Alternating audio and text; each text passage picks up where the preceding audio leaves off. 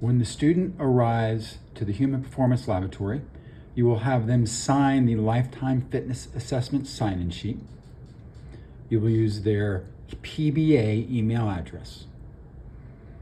Then, students will complete the top form of the Lifetime Fitness Assessment. They will enter their last name, first name, student ID, date of birth, age, and gender. When they have finished completing the form, you will go on to blood pressure and resting heart rate assessment. To perform the blood pressure assessment, you will take the blood pressure cuff and place it around the upper arm of your subject. Be sure that the dot that says ART, artery, is in line with the brachial artery of the upper arm. You then will hit the start button.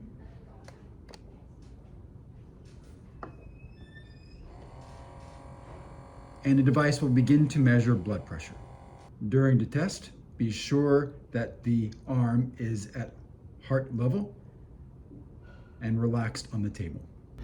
When the test is completed, it will provide you with the systolic pressure, the diastolic pressure, and the resting heart rate.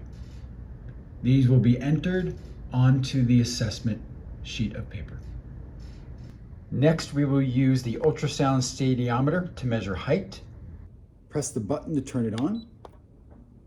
Put it on the subject's forehead, extending out in front of their head. You will then press the button again. It will say push. Press it again, and if it is level, it will give you a value for their height. The next test we will do is to assess body composition. We will use the Mediana software to do this. We will go to new registration. You then will enter the student's ID number, that's their student ID number, their name, first name, then last name, their gender, male or female, and their date of birth. Please note the date of birth is day, month, then year. Once you have registered the patient, you will click User Info,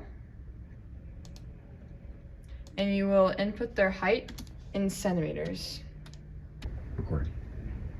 Once you have input this patient's height, you will hit Start, and then the patient will step onto the Mediana, Do not hold the hand electrode. and the device will give verbal instructions from then. Weight measurement is complete. Please align your heel with the foot electrode. Please hold the hand electrode correctly. Please open your arms. Your arms must not touch the sides of your body. Start body composition measurement. Once the measurement is in progress, you will gather the patient's weight.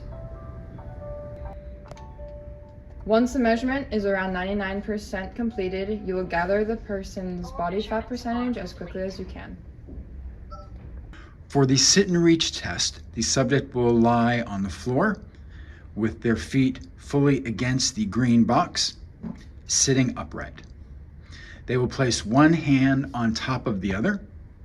When the subject is ready, they will push the metal bar as far forward as possible. You want this to be a smooth motion, not jerking back and forth.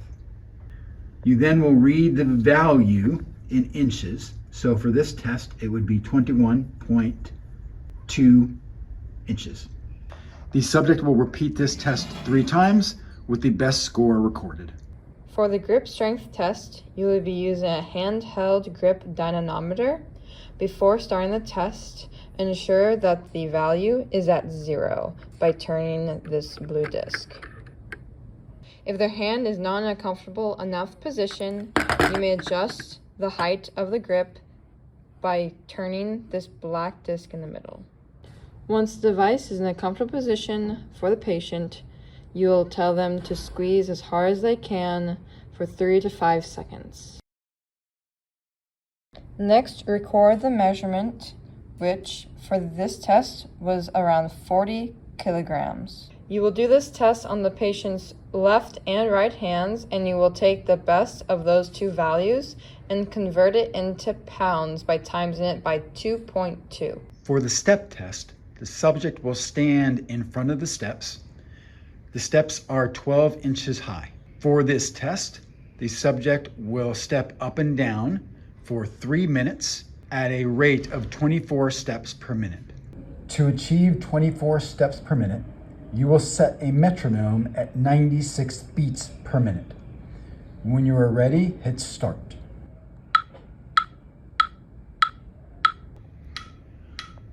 When the subject is ready, they will begin to step at the pace of the metronome. Once they have done one step or two, you will start the clock. The subject will do this for 3 full minutes.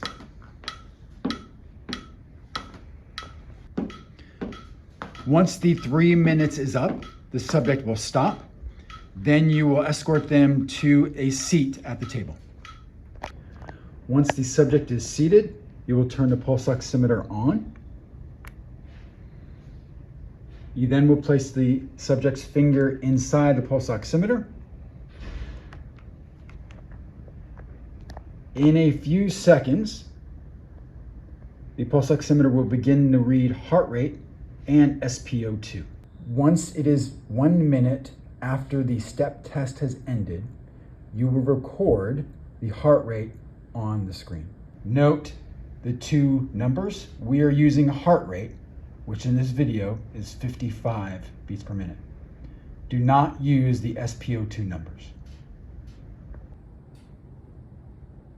Once each test has been complete, the data boxes should all be filled in with a value. Once this is done, the patient may now leave the lab.